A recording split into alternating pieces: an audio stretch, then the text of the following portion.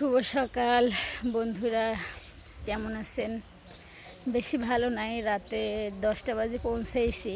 শরীরও অনেক ক্লান্ত ছিল। আর বোঝেনই তো, বাবা অসুস্থ।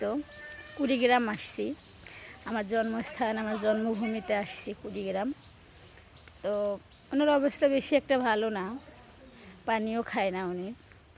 ঠিক আছে, আত্মীয় স্বজন দিয়ে বাড়ি ভরা। কালকে রাতে ঘুমাইতে পারি নাই, ওনার পাশেই ছিলাম সবাই। তো আজকে একটু ভালো, তবে খাওয়া দাওয়া করে না, বোঝেনই তো, না খাইতে পারলে মানুষ সুস্থ থাকে না। একটু হলেও যদি খাইতো হয়তো একটু সুস্থতা বোধ করতো। সব কিছু হইলো আল্লাহর উপর, এখন আর কিছু করার নাই। তো যাই হোক, বারবারই একটা কথাই বলবো, সকল বাবা মার জন্য দোয়া। আপনারাও দোয়া করবেন আমার বাবার জন্য, আমার জন্য দোয়া করবেন। আপনাদের জন্য অনেক অনেক দোয়া ও ভালোবাসা থাকবে।